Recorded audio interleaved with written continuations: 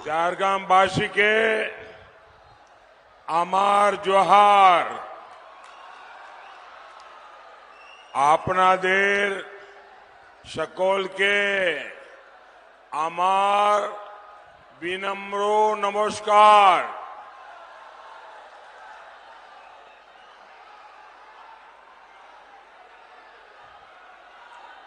साथियों, अभी मुझे तामलुक की सभा में जाना था, लेकिन वहां वेदर ठीक नहीं होने के कारण मेरा हेलीकॉप्टर वहां लैंड नहीं कर पाया। लेकिन तामलुक के हजारों लोग अभी टेक्नोलॉजी से इस सभा के साथ वहां जुड़े हुए हैं, तो एक प्रकार से मैं एक साथ दो सभाएं संबोधित कर रहा हूं। मैं तामलुक के लोगों का क्षमा प्रार्थी हूं, लेकिन मुझे खुशी है इस समय तामलुक के हजारों लोग भी मुझे वहां रैली स्तर पर सुन पा रहे हैं और स्क्रीन पर मुझे देख पा रहे हैं। साथियों, आज 5वें चरण का मतदान लगभग पूरा होने पर है। बंगाल में टीएमसी और पूरे देश में इंडी गठबंधन ये पहले पस्त थे। 5वें चरण में ये परास्त हो चुके हैं और 4 जून को ये समाप्त होते दिखाई देंगे। इंडी गठबंधन के बिखरने का काउंटडाउन शुरू हो चुका है। इतनी बड़ी संख्या में आपका आशीर्वाद ये साफ साफ कह रहा है, फिर एक बार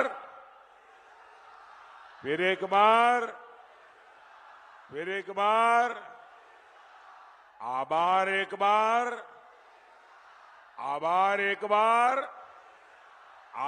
एक बार।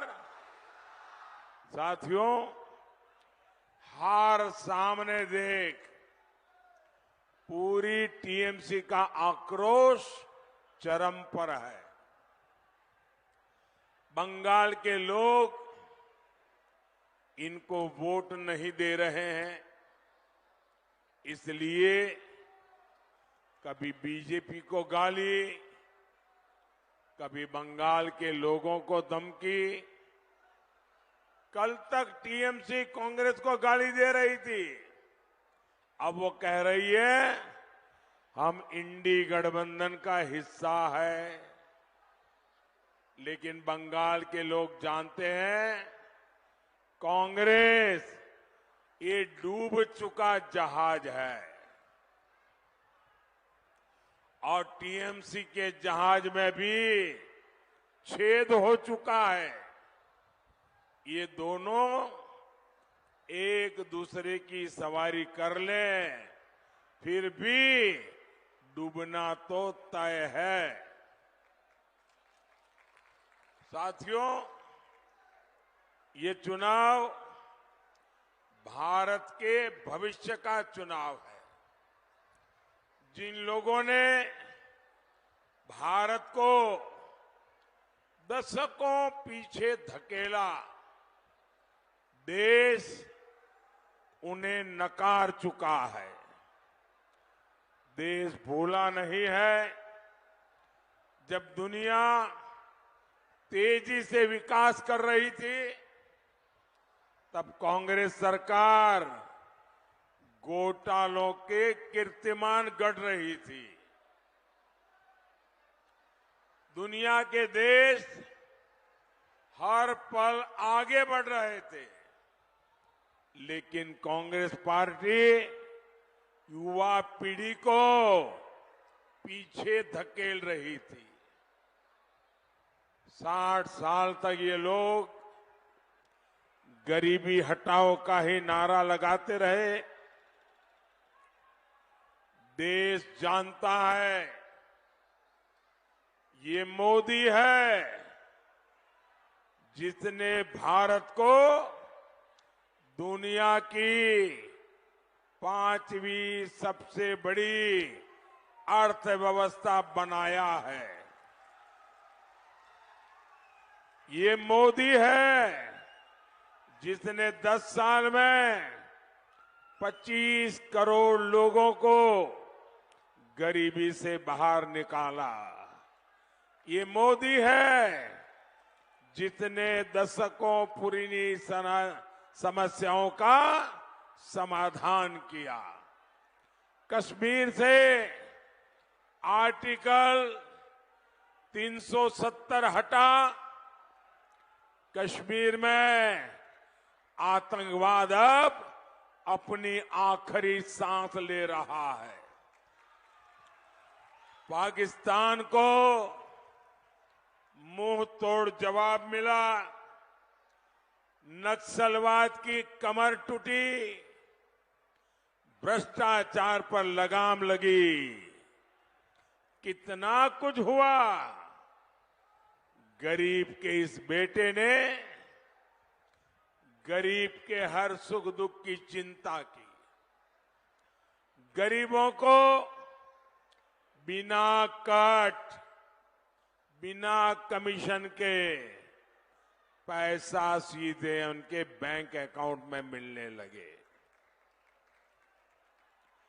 पहली बार 4 करोड़ गरीबों को पक्के मकान मिले। 50 करोड़ से ज्यादा गरीबों के बैंक के खाते खुले। हमारी माताओं बहनों को शौचालय मिले, उन्हें उज्ज्वला सिलेंडर मिले, धुएं से आजादी मिली। ये सब किसने किया? ये सब किसने किया? ये सब किसने किया? ये सब किसने किया? ये सब किसने किया? ये सब मोदी तो निमित्त है, ये सब आपके एक वोट ने किया है। ये आपके वोट की ताकत है कि जिसके कारण कभी नहीं हुआ वो आपके सही वोट ने करके दिखाया। इस बार भी आपका वोट विकसित बंगाल बनाने के लिए, विकसित भारत बनाने के लिए। साथियों, जब नीयत ठीक होती है तो इंसान अपने कामकाज का लेखा जोखा बताता है। जब नीयत में खोट होती है तो बहाने बताता रहता है। आज देश देख रहा है एक और केंद्र में काम करने वाली मोदी सरकार अपना रिपोर्ट कार्ड देश की जनता को प्रस्तुत कर रही है। दूसरी ओर बंगाल में टीएमसी के पास रिपोर्ट कार्ड नहीं है, उसके पास तो रेट कार्ड है, रेट कार्ड। टीएमसी ने बंगाल में हर नौकरी का रेट कार्ड लगा रखा है। पैसा दो, नौकरी लो। हमारे स्कूल, शिक्षा के मंदिर, इन लोगों ने उनको भी नहीं छोड़ा।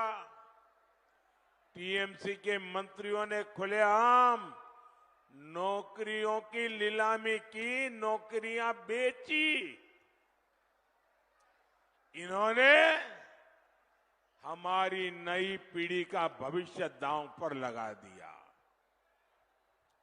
आप जानते हैं ना, ये सारे घोटाले किसके संरक्षण में हो रहे हैं? कौन भ्रष्टाचारियों के आरोपियों को बचाने में लगा है? कौन सीबीआई को काम नहीं करने दे रहा? साथियों, टीएमसी से बंगाल के लोगों को भी खतरा है। बंगाल की पहचान को भी खतरा है। आज पूरा देश बंगाल की स्थितियों को लेकर बहुत चिंतित है। बंगाल में आए दिन हिंसा होती है, बीजेपी कार्यकर्ताओं की हत्याएं होती है। झारग्राम में भी बीजेपी के कार्यकर्ताओं की हत्या हुई है। बंगाल में दंगे आम बात हो गई है। आदिवासी भाई बहनों की पहचान खत्म करने के प्रयास हो रहे हैं, लेकिन टीएमसी को किसकी चिंता है? टीएमसी को अपने वोट बैंक की चिंता है। ये लोग घुसपैठियों को बुला बुलाकर बसा रहे हैं। सीमावर्ती इलाकों में बंगाल के लोगों की आबादी घट रही है। आप मुझे बताइए, घुसपैठिए हमारे देश में आते हैं, एक किसकी जमीन पे कब्जा करते हैं? हमारे दलित, हमारा पिछड़ा, हमारे आदिवासियों की जमीन पर एक कब्जा करते हैं। भाइयों बहनों, टीएमसी कांग्रेस मिलकर घुसपैठियों के कब्जे को कानूनी बनाना चाहती है। कांग्रेस पार्टी कह रही है वो सबकी संपत्ति की जांच कराएगी, फिर आपका पैसा, आपकी जमीन अपने वोट जिहाद वालों को, वोट बैंक वालों को दे देंगे।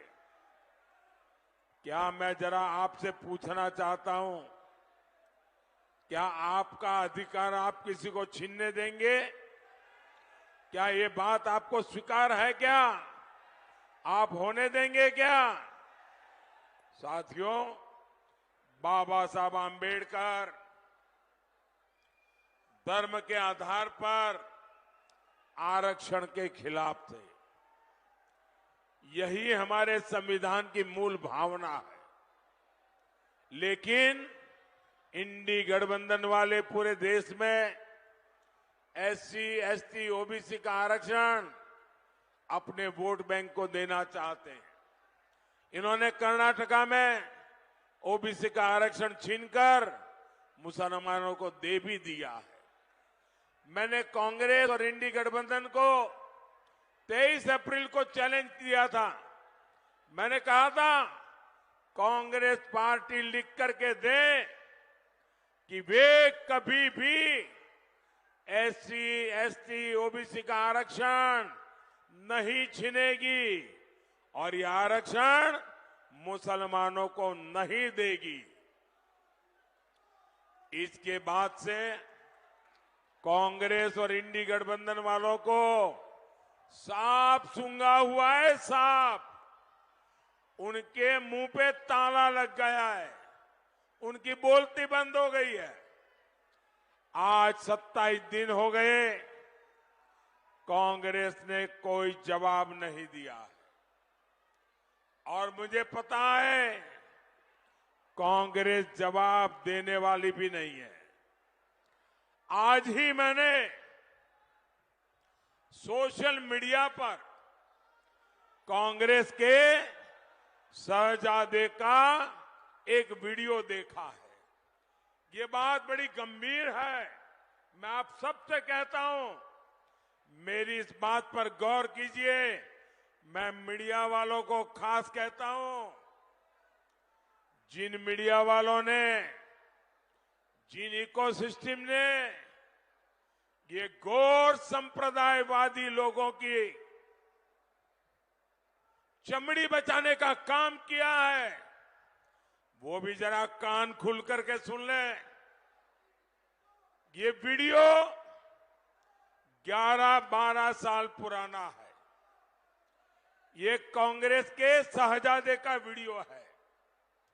इस वीडियो में कांग्रेस के शहजादे खुलेआम कह रहे हैं कि कांग्रेस पार्टी मुसलमानों को आरक्षण देगी। एक तरफ उस समय के प्रधानमंत्री डॉक्टर मनमोहन सिंह ये बार बार कहते थे कि देश के संसाधनों पर पहला अधिकार मुसलमानों का है, और दूसरी तरफ रिमोट कंट्रोल से सरकार चला रहे शहजादे का ताल ठोक कर ये कहना कि कांग्रेस मुसलमानों को आरक्षण देगी। यही कांग्रेस की सच्चाई है, जिसे कांग्रेस और उसके इकोसिस्टम ने बरसों तक देशवासियों के सामने आने नहीं दिया। पिछले दिनों मैंने बहुत सारे टीवी इंटरव्यू दिए, बहुत सारे मीडिया में इंटरव्यू प्रेस में दिए, और हर टीवी वाला आता था, मुझे पूछता था कि कांग्रेस के मैनिफेस्टो में तो नहीं लिखा है। आज मैं बहुत बड़ा सबूत पेश कर रहा हूं। शहजादा खुद बोल रहे हैं कि वो मुसलमानों को आरक्षण देंगे। यानी इन लोगों में 3 बुराइयां साफ है। एक, ये इंडिया अलायंस वाले, कांग्रेस वाले, उनके साथी पूरी तरह 100% ये कम्युनल है। ये भारत की बिन सांप्रदायिकता के संविधान के गौर विरोधी है। दूसरा, ये गौर जातिवादी है। और तीसरा, ये गौर परिवारवादी है। ये तीनों बुराइयों से भरे हुए हैं लोग।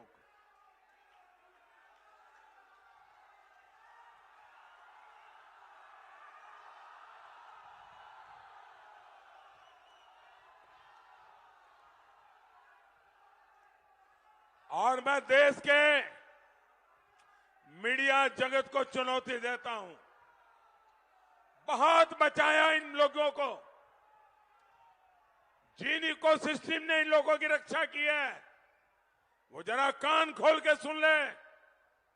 आपने देश के संविधान के अपमान को देखा, लेकिन आंखें बंद कर ली। ये कम्युनल लोग, जातिवादी लोग, परिवारवादी लोग मोदी का हिसाब मांग रहे।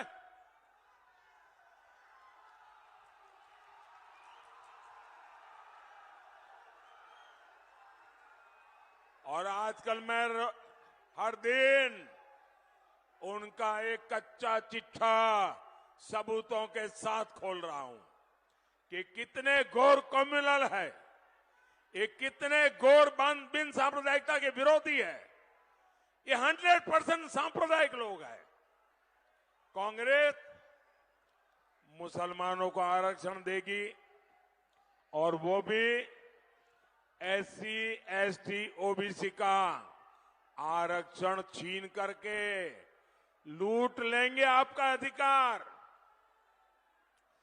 24 के इस चुनाव में मोदी ने कांग्रेस की इस मुस्लिम लीग की सोच का नकाब उतार दिया है, पर्दाफाश कर दिया है।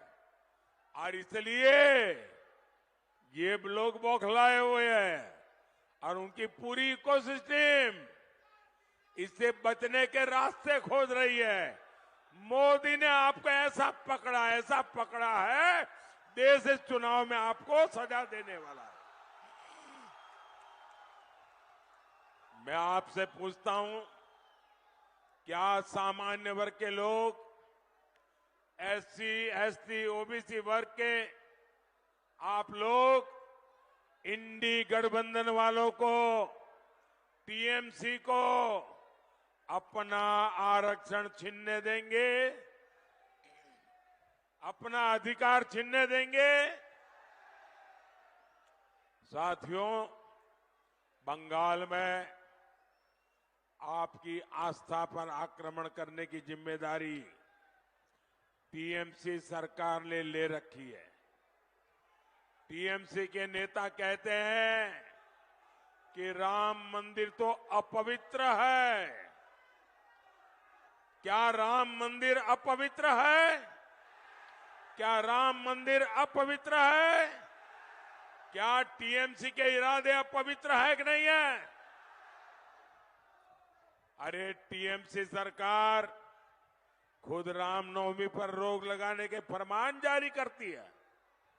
टीएमसी के गुंडों से रामनवमी शोभा यात्राओं पर हमले करवाए जाते हैं। अब तो यहां की मुख्यमंत्री खुद हिंदू संतों को धमकी दे रही है।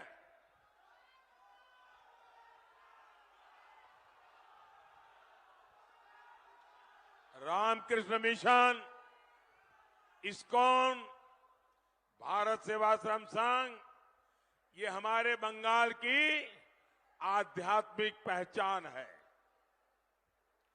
यहां की सीएम मंच पर से इन महान संस्थाओं को धमका रही है और इस धमकी ने टीएमसी के गुंडों का हौसला भी बढ़ा दिया है। पता चला है कि जलपाईगुड़ी में रामकृष्ण मिशन के आश्रम में कल रात को तोड़फोड़ की गई है। आश्रम में काम करने वाले कर्मचारियों के साथ मारपीट की गई है, उनको धमकी दी गई है। ये बंगाल को अब किस तरह ले जा रही है टीएमसी सरकार? कभी बंगाल में रामकृष्ण मिशन को धमकियां मिलेगी, आश्रम में तोड़फोड़ होगी। क्या किसी देशवासी ने कभी सोचा था? लेकिन अपने वोट बैंक को खुश करने के लिए टीएमसी सरकार हद पार कर रही है। रामकृष्ण मिशन का अपमान, हमारे संतों का यह अपमान बंगाल कभी भी सहन नहीं करेगा।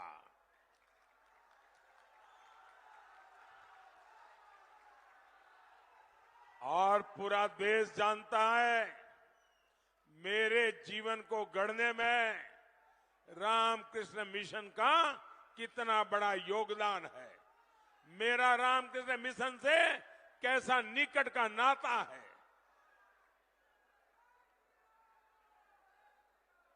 प्रधानमंत्री होने के बाद भी जब भी अवसर मिला, अगर रात्रि को रुकना था तो रामकृष्ण मिशन के सन्यासियों के साथ जाकर के रुकता हूं।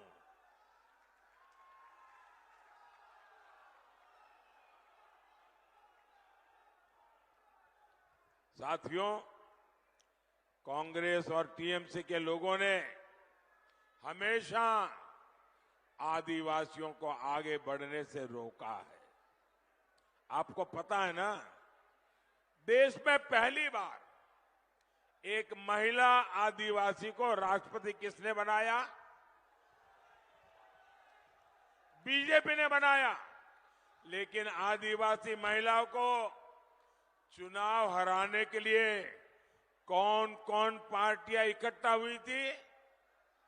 ये सारे टीएमसी वाले, ये सारे कांग्रेस वाले, ये सारे वाम वाले, इन सब ने देश की आदिवासी बेटी को राष्ट्रपति बनने से रोकने की दिन रात कोशिशें की थी। लेकिन मोदी है, उनके आगे उनकी चलती नहीं है।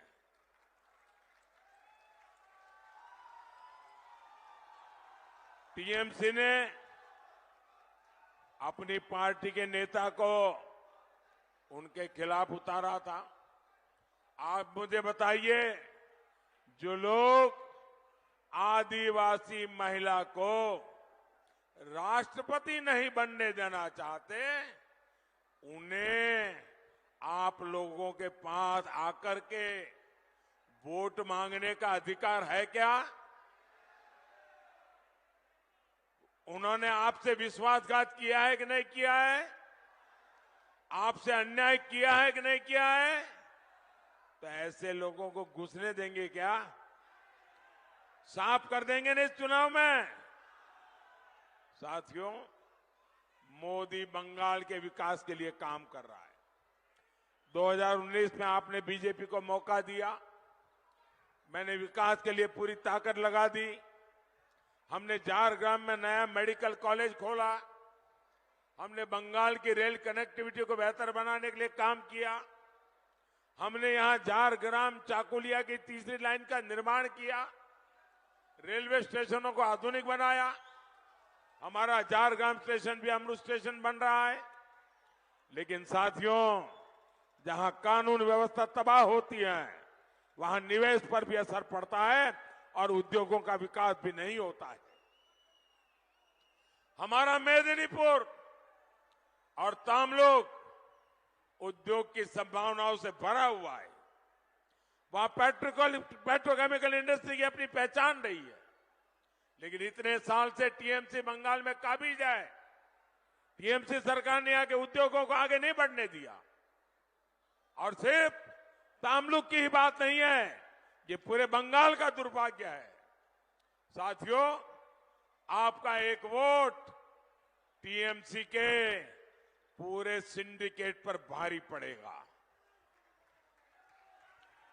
इस बार पार्टी ने तामलुक से जस्टिस अभिजीत गंगोपाध्याय जी और कांथी से सोमेंदु अधिकारी जी को जिम्मेदारी दी है। आप झारग्राम से मेरे साथी डॉक्टर प्रणव टुडू को भी भारी वोटों से जिताए।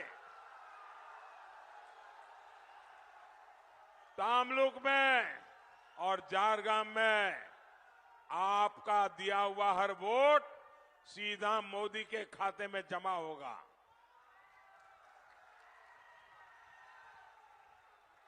इनको दिया गया एक एक वोट बंगाल को अंधेरे से रोशनी की ओर ले जाएगा।